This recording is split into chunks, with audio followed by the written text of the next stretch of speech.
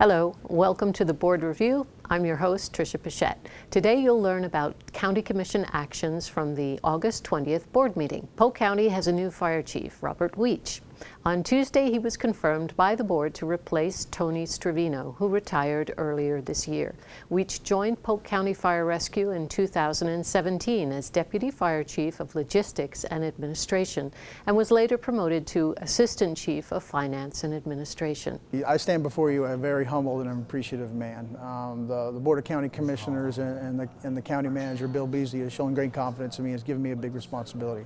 And that's something that I'll take seriously. I've committed to it, to public service 20 years ago when I started this career, and just recently when I became Fire Chief of Polk County Fire Rescue. So I believe in the mission, I believe in public safety, and I believe that our job is to help the citizens to be there when they need us of Polk County. So I'll take that seriously.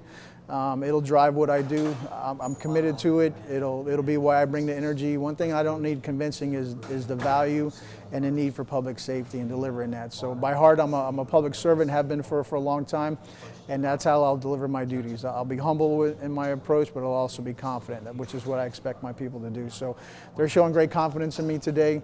I do realize that comes with responsibility, and I'll take it seriously. You know, my number one goal is the service to Polk County and the citizens, and so they call on us for a lot of reasons. They expect us to perform at a higher level. That is our goal. I'm part of a team, and that team is committed to public safety and public service, and I'm happy to be part of that team. And I'm humbled and appreciative at this stage to be given this responsibility. The board also confirmed the appointment of Teresa Michelle Thurner as County Probation Director. Thurner will replace the current director, Lisa Ewing, when she retires next month. Thurner began her career with the county in 1996 as a county probation officer and was promoted over the years, having served as a senior probation officer and in her current role as county probation program manager. I'm very excited to be the new probation director. I come in on a firm foundation. I don't plan on busting up any firm foundation that already exists, but I'm excited about the opportunity to continue to lead the organization as we provide alternatives to incarceration through rehabilitation, giving them accountability, and provide information for victims when necessary. The board approved a contract with Hydro Solutions Consulting, LLC, for the Saddle Creek Audubon Track Restoration Project. The overall purpose of the project is to complete hydraulic and ecological restoration on disturbed land in the floodplain of Upper Saddle Creek. To see if the project is feasible, the county is contracting with Hydro Solutions to conduct a study, which is not to exceed about $267,000. A consultant services contract with Jones, Edmonds & Associates, Inc. to provide engineering services for the County Road 540A Booster Station project. In this phase, the company is expected to provide final design, permitting, bid phase, and construction phase services. This phase of work is not to cost more than about $147,000. In two separate measures, the board approved consultant contracts with AECOM Technical Services to provide engineering services for the Holly Hill and FDC Grove Road alignment studies. Each study is expected to cost about $200,000 each. The first line we brought before the board was a consultant services agreement to do an alignment study for Holly Hill Road. Holly Hill Road runs parallel to Highway 27 up in the northeast part of the county. There's a lot of development going on in that area. Years ago, we had looked at this roadway to try to make a connection north and south to try to give the local residents a way to get around the 27 corridor because of its overcrowding. And so that study kind of needs to be updated, so that's what we're looking at doing. And then from that study, there should be a list of improvements that come out that would hopefully create a better flow of traffic in the northeast part of the county. The second item we brought before the board was the CSA with AECOM for FDC Grove Road. FDC Grove Road is also a parallel road to Highway 27. It runs on the west side of 27. There's been a lot of development in that area. And years ago we did a study to look at an alignment to extend that road north and south, and there was no projects that came out of that have been funded. So now we're looking at updating that study to look at improvements that could be made to give people an alternative to stay off of 27. The board approved the $2.1 million purchase of property to expand the Northeast Regional Wastewater Treatment Facility from 6 to 9 million gallons per day. The current master plan for the Northeast Regional Utility Service areas plans for the expansion to begin within the next 5 years and be operational no later than 2027. The board recognized several longtime employees for their dedicated service to the county. These employees included William D. Bill Cooper, a Park Service worker in the Parks and Natural Resources Division.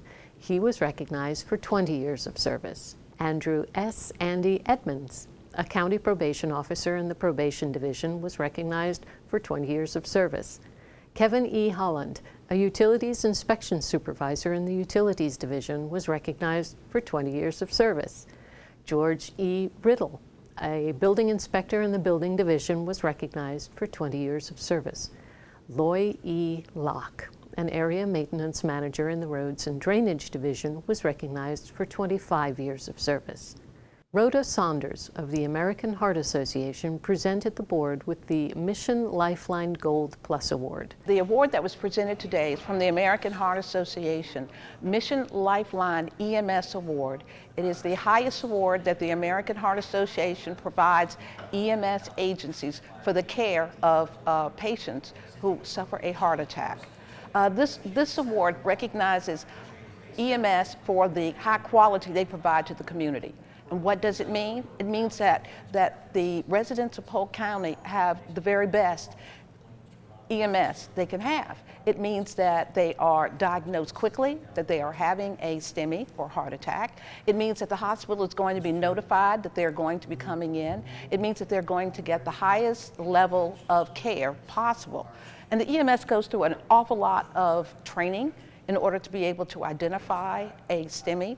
They are constantly improving, and it means that because of the EMS that provides care to this county, that they are going to get to the hospital quickly, be properly diagnosed, and have a greater chance of surviving. C.J. Roberts, President and CEO of the Tampa Bay History Center, presented the Polk County History Center with the American Alliance of Museums accreditation, which is the highest national recognition afforded to the nation's museums. This accreditation brings national recognition to the History Center for its commitment to excellence, accountability, high professional standards, and continued institutional improvement. What it means is you have an institution in your community that is really providing excellence. They are doing things as well as any other museum in the country. Accreditation is something that there are only 1,000 plus museums in the nation that have been awarded accreditation out of 30,000 museums that are out there. So it puts it in a pretty elite group, and it demonstrates, I think, a level of stewardship that says we're trying to be the very best we can be and trying to provide the maximum value to this community. Matthew Kane was reappointed as a member of the Polk County Planning Commission for a 3-year term that will end in September 2022. Jinx Wilson Cheney was appointed as a member of the Polk County Historical Commission for a 3-year term that will end in September 2022. The board, acting in 2 separate measures as Lake Eloise CRA and the Hardin Parkway CRA, approved both organizations' consent agendas. In public hearings during the afternoon session, the board held several public hearings on a variety of items. Those items up for consideration included: an economic development ad valorem tax exemption was granted to Dispenser Packaging, Inc., that will create 40 new positions with the company and a $12 million capital investment in equipment. The exemption is for a 50% reduction in ad valorem taxes starting next year, running through 2022. The board vacated a portion of platted public utility easement on a property off Chippendale Road near Lakeland. The board also approved the vacating of another platted public utility easement on the property in the Indian Trails development in South Lakeland. Another platted public utility was also vacated by the board Tuesday in the Breakwater Cove in Lakeland. The board held the first public hearing but took no action on the proposed adoption of an applicant-initiated ordinance that would amend the Land Development Code to allow heavy machinery equipment sales and services as a conditional use in the Commercial Enclave X Land Use District within the Southeast Polk Selected Area Plan. The board approved an applicant-initiated request for a Land Development Code text amendment to add vehicle sales leasing as a C2 conditional use in the Employment Center Land Use District within the US 98 Selected Area Plan. A final public hearing, the possibility of the adoption of the change, will be held in a later meeting. A de novo hearing about an appeal to the Planning Commission's decision to approve a land development case was continued until the board's September 3rd meeting. Well, that wraps up this edition of the Board Review. To keep current with programs and progress in the county, visit us online at polk-county.net or follow us on Facebook and Twitter. We encourage you to join us at the next scheduled board meeting at 9 a.m. Tuesday, September 3rd, 2019. I'm Tricia Pichette. Thanks for watching.